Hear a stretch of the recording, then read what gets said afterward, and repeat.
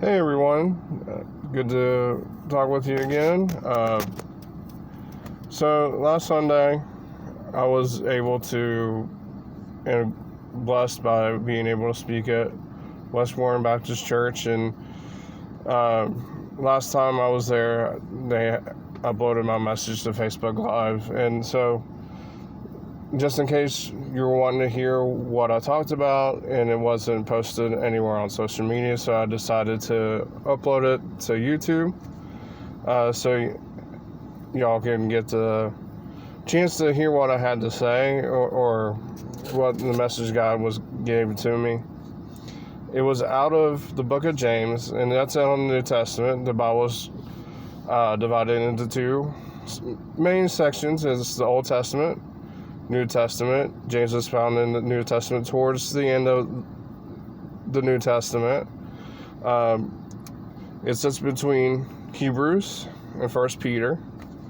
It was a letter that was written and is believed to be one of the first books of the New Testament that was written. And I primarily looked at chapter 1, which the first part of it talks about trials and temptation, how we deal with it. And it says we have this heart condition, that our hearts have evil, wicked desires, and that we want to do our own thing, but God has this other plan for us, but we tend to want to do things our own way.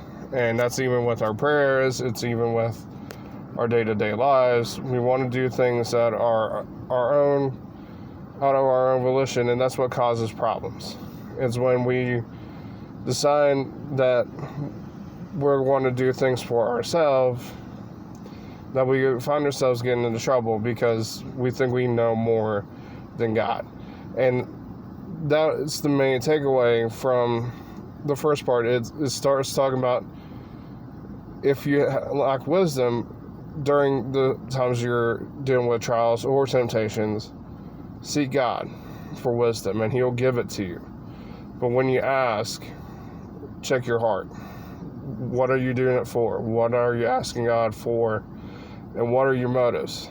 Are you trying to glorify self, or is it to glorify God, or to help other people? And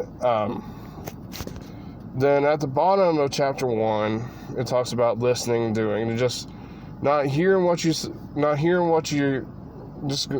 to the Sunday morning, listening to the sermon, or reading what you read in the Bible, not putting it into practice. And we say we're followers of Jesus, but our lifestyle says differently. And that's the main takeaway of chapter 1 is, where is our heart? What is our heart conditioning? And do we look like the person we claim to follow? And I think that's the issue with how the world views us today, is they know what we're for and what we're against, but they don't see Jesus. And that's what I think is the main problem, is we lack an understanding of, hey, let's take a look at ourselves, and are we looking like Jesus, or being Jesus to the world, or are we just doing lip service, or are we hindering our message by what we say? Because we're encouraged with social media to say our whether we agree with something or not. And does that help? Does what you write show that you love other people, or you love enemies? Because that's what some of the things that Jesus did. Jesus washed the feet of Judas, knowing that he was going to betray Jesus later in the evening. And that was the kind of compassion Jesus had for people. But there's a lot of people that claim they follow Jesus, that they love Jesus. They're not very compassionate. And you can read it by what they write, by what they say, how their attitudes are. And you can see it by their heart. And at the end of James chapter 1, it says, keep a tight rein on your tongue.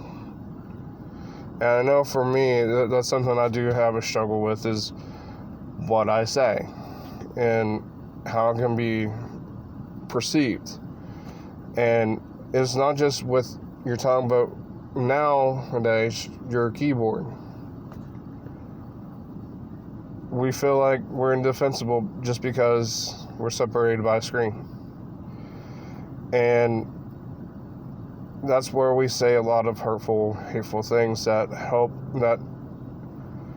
honestly keep people from ever wanting to know anything about Jesus. And they have no problem with Jesus. It's his followers that they have a problem with because of how they react and treat other people. And that's something that we should honestly look to see if are we the problem. And I know there's a lot of times where I have to look at myself and say, yes, I'm the problem. I need to be the one that changed. And when we look at that,